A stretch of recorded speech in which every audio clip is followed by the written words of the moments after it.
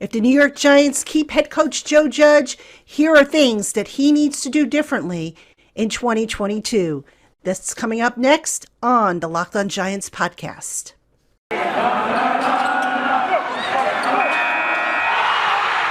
are Locked On Giants, your daily New York Giants podcast. Part of the Locked On Podcast Network, your team every day.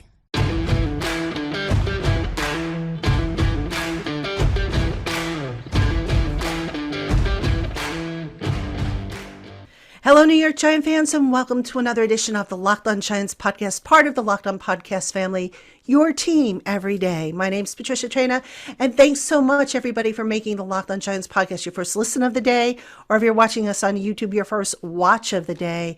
And on today's show, if you actually caught me yesterday on Twitter Tuesday, I mentioned this list that I had been making. And on this piece of paper, I wrote down three areas that I want to see head coach Joe Judge improve in if he is retained after this season. Now, before I go any further and get into this list, again, for those of you who haven't seen the show or maybe you're new to the show, I believe that the Giants should start from scratch. They should blow everything up, bring in a new GM, make that GM George Young Part 2, and let that GM decide what to do about the head coach, the quarterback, and everything else having to do with the football operations. And if he keeps Joe Judge, great. If he doesn't, then so be it. So that's where I stand on that argument, so we're clear. That said, I can't ignore the reports that ownership would like to give Joe Judge an extra year. They don't want to have to turn over the coaching staff every 2 years like they've been doing.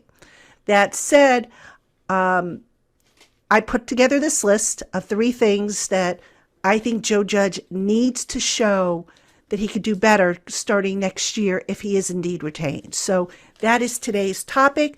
Hope you enjoyed. And don't forget, let me know what you think. Drop me an email, or you can hop on over to Giants Country where we have the message boards. Or if you're watching on YouTube, you can drop a comment in the comments below. And while you're at it, don't forget to subscribe and like this channel, please. All right, so let us get into it. What are the three things that I think Joe Judge needs to do better if he is indeed retained? Number one, preseason preparation. You have heard me complain about this before. I'm going to do it again. I did not like how Joe Judge prepared the team in the preseason. Now, here's the thing, okay? In training camp, coaches get only so many padded practices. They get only so many hours to work with the team on the field. And don't forget, folks, we still have a pandemic going on, all right? Now, it wasn't as bad in the summertime as it is now, but still, things are being governed by the pandemic, and you had different rules for those people who were vaccinated versus those people who weren't vaccinated. So if somebody who wasn't vaccinated tested positive, you lost that person for, I think it was 10 days or until they were asymptomatic. And whereas somebody who was vaccinated who caught COVID had a shorter return time. That all being said, you can't say that, oh, my guys got great practice reps on the field and I'm satisfied and they don't have to play in the preseason. Why expose them? Now, I get the thinking in a way about why not to expose them. You don't want to subject a player to injury. I get that. We have seen players get hurt in the preseason, and fans, rightfully so, scream about, why did they risk that guy? Why did they go and put a player in there and now he tore his ACL, or he, suffered a concussion, or he suffered a broken bone, or whatever? Everybody remember a few years ago when Odell Beckham Jr. in a game against the Cleveland Browns suffered, I think it was an ankle sprain, and that later that season, because the ankle was so unstable, he ended up injuring that ankle even more and was out for the season. So yeah, I get the idea behind being judicious with the snaps that you give to your starters. That said, you have to see what you have. All right. Now, here's the thing. The first year, the Giants coaches under Joe Judge were trying to figure out what they had in their team. How would the systems that were put in place work? All right. The only way you're going to find that out is if you played preseason. Well, there were no preseason games. So Judge had to kind of learn all that on the fly. So now you come into year 2 of the Joe Judge era. It's the same offensive system, the same defensive system. You kind of know what you got on defense, but offense, you've got some new pieces. And they end up getting injured. So now you've got some guys that may have to start for you. So Judge, who himself has said many times that you cannot simulate game rep speed in practice, goes and he says, okay, you know what? We're going to ramp up practice tempo as much as we can under the rules, and we're going to make a judgment on that. It's not the same. Now, also, part of the argument was that the Giants had some guys who were banged up. Kenny Golladay was missing time. I think Kyle Rudolph was on PUP for a long period of time. There were injuries along the offensive line. And so the thinking might have been, well, you know what? Let's just wait till we get everybody together and we'll throw it together in the final preseason game and see how everybody looks. Bad decision there, because what happened during the season, folks? That's right. Injuries struck. And now all of a sudden you had Daniel Jones having to throw to maybe receivers he hadn't thrown too much in training camp, or Mike Glennon having to throw to receivers at all. So the bottom line is I don't feel that the Giants prepared as well as they could have in training camp. And I put that on Judge, because for whatever the reason, he thought, okay, you know what?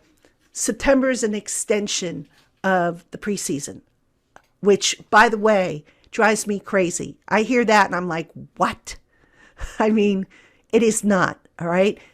And I know where that thinking came from.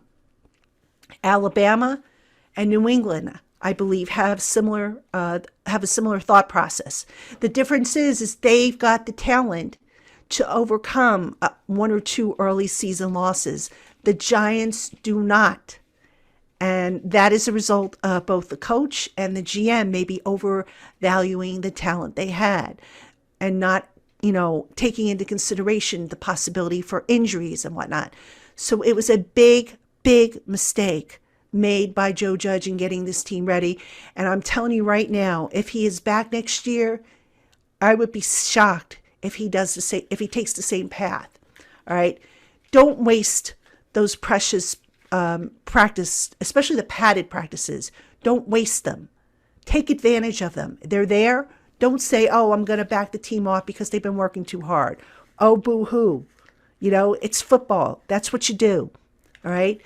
Don't say, oh, I'm going to wait till the 3rd preseason game to do a dress rehearsal. No. Get those guys, even if you're talking a series here in the first game, you're talking maybe a half in the second game and then a full game in the 3rd game. Get those guys work, especially, you're going to have a new offensive line next year. You're going to hopefully have a quarterback competition, all right? You might have new tight ends all next year on offense. Don't sit there and say, oh, I'll wait until, the final preseason game and then I'll see what I've got. The other thing, decide on your offensive linemen. That goes along with what I'm talking about here. We still see rotations going on, especially at left guard. If you got to rotate this late in the season, what the heck were you doing in preseason that you don't know what you've got?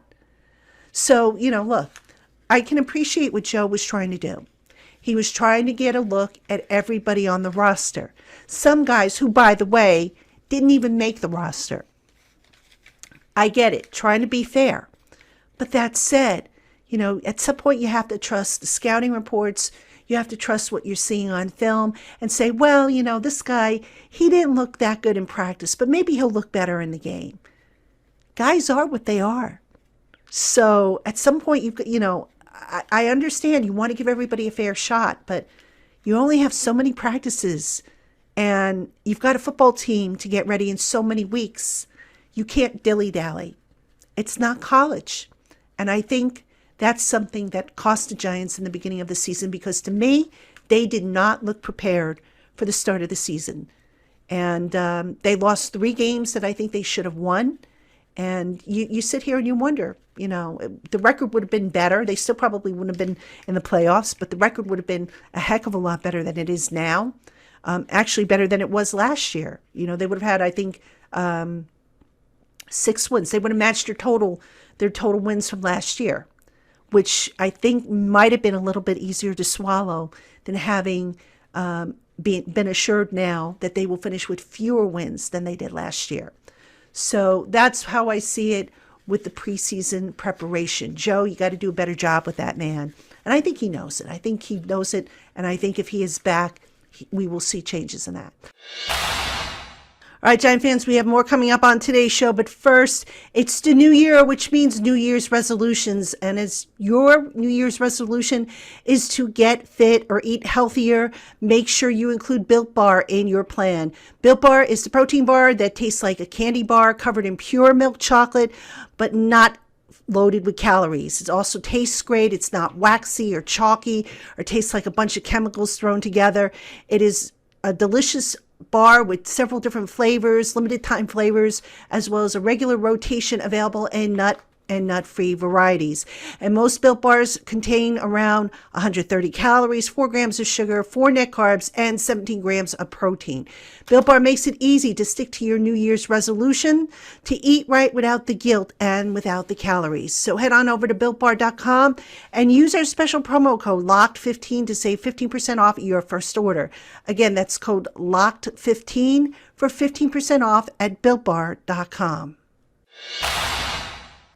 All right, Giant fans, you've got Patricia Traina here on the Locked on Giants podcast, and I'm writing out a list verbally of things I would like to see Joe Judge do differently if he is back in 2022 as the head coach of the New York Giants. And I have a list of 3 things. Just went over item number 1, which was a big pet peeve of mine, and that was the preseason preparation. Here's item number 2, which is an equally big pet peeve of mine. Competition. Now, every year we hear it, no matter who the coach, no matter what level, that there's competition. You got competition at every position group.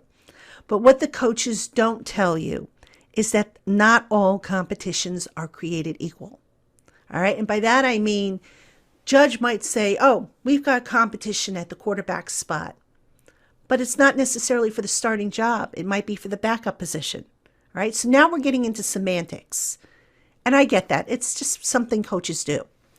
But with that said, I go back and I look at, again, how training camp unfolded and how basically the offensive line was set without any competition. You know, we knew going in that if everybody had stayed healthy, it was going to be Andrew Thomas, Shane Lemieux, Nick Gates, Will Hernandez, and Matt Peart. And as it turned out, Peart showed he wasn't up to it. So, oh my God, let's put Nate Solder in here. But until those other guys got injured, Gates and Gates and Lemieux, there was no competition. It was basically kind of assumed that would be the line. Same thing with quarterback. Daniel Jones automatically assumed and put in ink as the starter. When you have a team that is coming off a losing season, to me, nobody's job should be guaranteed. Nobody's. And especially on an offense that was just not very good in 2020. And I was kind of surprised that there wasn't more real competition. Because look, coaches always say competition brings out the best in everybody. All right, fine. Well, why not have competition? Why say, hey, Daniel, you're our guy. Don't worry about it. You're my guy going forward. Maybe Judge is thinking, okay, well, if I say that, that'll make Daniel want to work harder to prove it to me. It's possible. And maybe that did work with Daniel. But does that work with everybody? No, I don't think it does. I don't think it does. I think maybe sometimes you have guys who maybe because of their contract status or because of their draft status think that they're a little safer than what they should be. And I question whether or not they constantly, day in and day out, deliver the goods. Because look, if I knew I wasn't going to get fired, I would take shortcuts. And if I wasn't in the mood to do something, and Lord knows, sometimes there are days when I'm not in the mood to do anything. But you know what? I do it because it's my job. It's what I'm being paid to do. It's my responsibility. And it's my responsibility not only to my employer, but to my readers and to my listeners to give them my very best, regardless of how I feel. And if I don't, I know that there's going to be someone lined up to take my place, because I know I'm in a position where any number of bloggers or podcasters would love to be in my seat. I don't want to see that happen. Call me selfish, whatever you want, but I understand that, and I'm going to work every day. It's the same thing, I think, with a football team. You have to have some kind of competition that, okay, you know what? If you're not meeting criteria or whatever, we're going to sit you down and we're going to let somebody else take a crack at it. So, I just felt like there wasn't enough of that on the Giants roster. I felt like certain guys were pretty much handed jobs, despite, again, the promise of competition, which, again, is a matter of semantics, a matter of, we're going to have competition on the D-line. Okay, yeah, for the backups. Or at cornerback. Yeah, again, for the second, third, and fourth string guys. That's not, it's competition, but it's not the type of competition that a team that has been so terrible the last several years really, I think, is going to benefit from. So, Joe, please don't guarantee guys any jobs. Don't sit there and tell us Daniel's going to be my quarterback next year, although I think he's already done it. See what you get in the off season. We all know that there's going to be, a new backup quarterback, because there's absolutely no way the Giants can go into next year with Mike Glennon as their backup quarterback. Might they get Jacoby Brissett or Marcus Mariota, or maybe, another, I don't know if Teddy Bridgewater's available or somebody else might become available. I don't know who might be out there come free agency time, but whoever it is has to be good enough, in my opinion, to start, because we have seen with Daniel Jones that he cannot stay healthy, and you don't want to turn the offense over to someone who can't realistically win you games. All right, so while you're at it, have that player push Daniel Jones for playing time. What's it going to hurt? If nothing else, it's going to make Daniel Jones a better player. It's going to get him to sharpen his focus. And really, I don't see any issues with that. I don't see, it's not insulting anybody. It's not going back on your word. Just keep at it, and see what comes of it. Maybe you'll be pleasantly surprised. Who knows? Hey, Giant fans, we have more coming up on today's Locked On Giants podcast. But first, let me tell you about this incredible app that everybody who buys gas needs to know about. It's called Get Upside, and with the Get Upside app, you can get 25 cents for every gallon of gas every time you fill up at the pump. Just download the free Get Upside app in the App Store or in Google Play, and when you open an account and use our special promo code Touchdown, you will get a bonus 25 cents per gallon on your first fill up. So that's a total of 50 cents back on your first fill up once you open an account on Get Upside using our promo code Touchdown. Why pay full price at the pump anymore? You can get cash back using the free Get Upside app and cash out anytime you want to your bank account, to PayPal, or get an e-gift card for Amazon and other brands. Again, that's the Get Upside app, and that promo code for an extra 25 cents off your first fill up is Touchdown. All right, Giant fans, you got Patricia Traina here on the Locked On Giants podcast, and we're talking things Joe Judge can do differently if he is retained as the Giants head coach. And I've got one more thing that I want to discuss, and this one is a personal pet peeve of mine. Actually, all three of these things that I've discussed on the show are pet peeves, but this one in particular drives me crazy because I saw it with Ben McAdoo, and it didn't work with him, and I fear it may not work with Joe Judge. And that is this over-reliance on being comfortable with what he knows. Now, it's kind of interesting because if you listen to Joe Judge talk, sometimes he talks about pushing players beyond their comfort zone level. All right. So in other words, hey, player X, you've never had a block before. or you've never had to play special teams. So we want you to try special teams because we think your skill set will fit. Okay, great. Player goes out there, gives it a shot, and he either does well, doesn't do well, or, is okay and just needs some coaching. That's pushing a guy beyond his comfort level. Let me ask you guys something. Has Judge stepped out of his comfort level? No, he hasn't, and I'll tell you why. Look at his staff. What does his staff mostly have in common?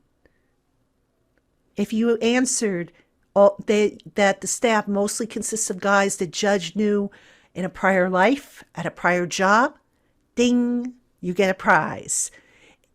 Look at the roster and some of the guys that are on the roster. What school programs did they come from? You see a lot of guys from Alabama and Georgia, right?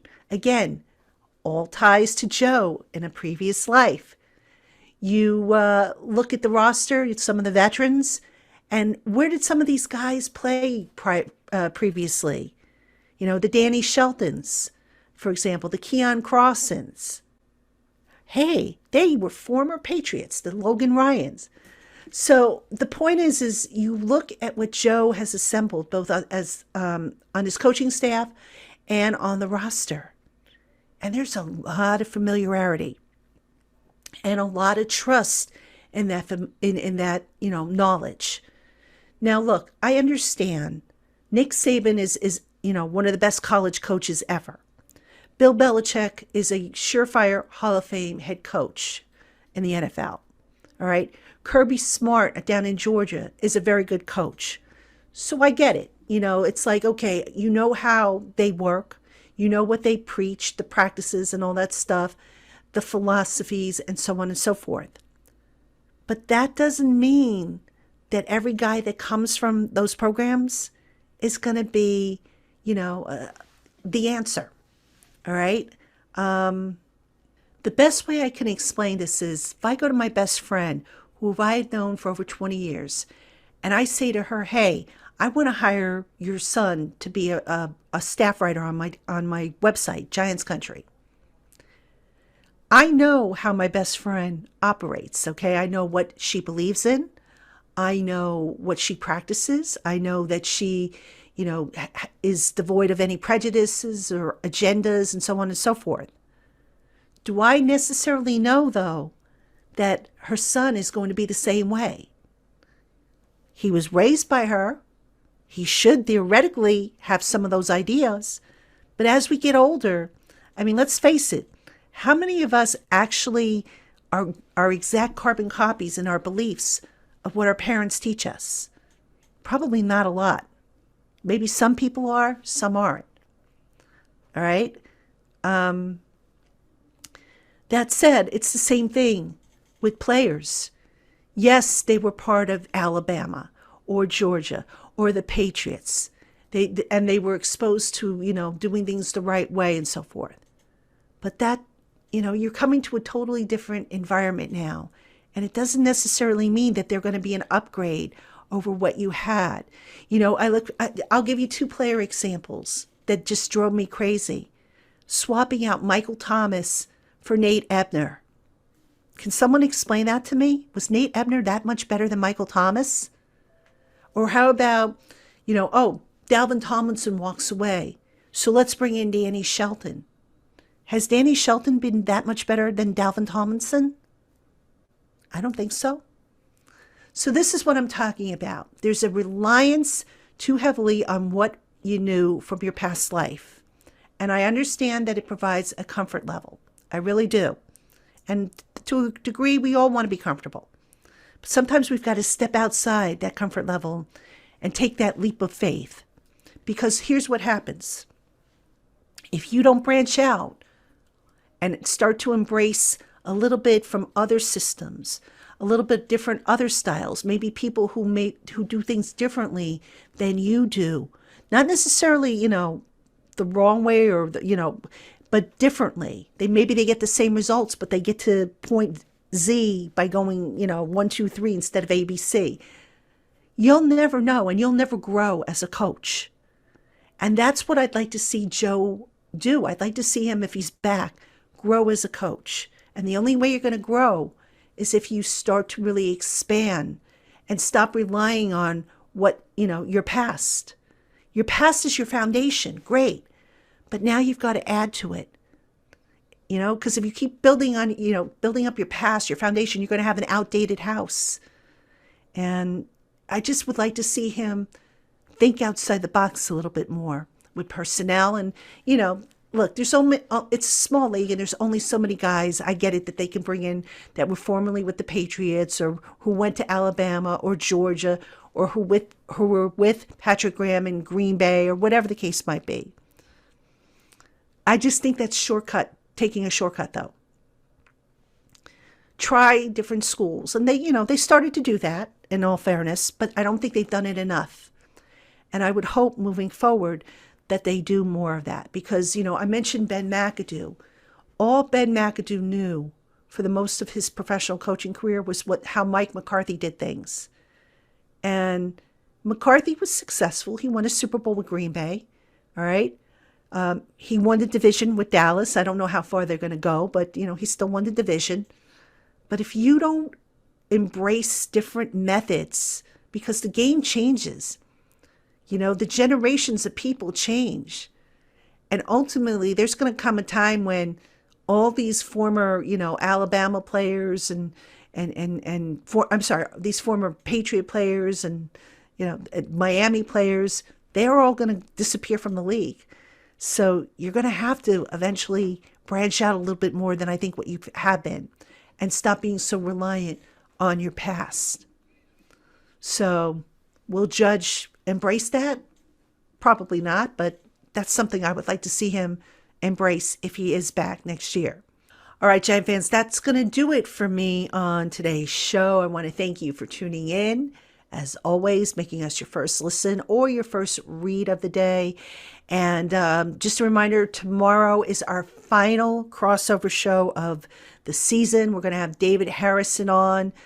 Got to do it, folks. We've got to talk Giants, Washington. I know nobody cares, but it is on the schedule. But it's the last crossover show, so we'll do that.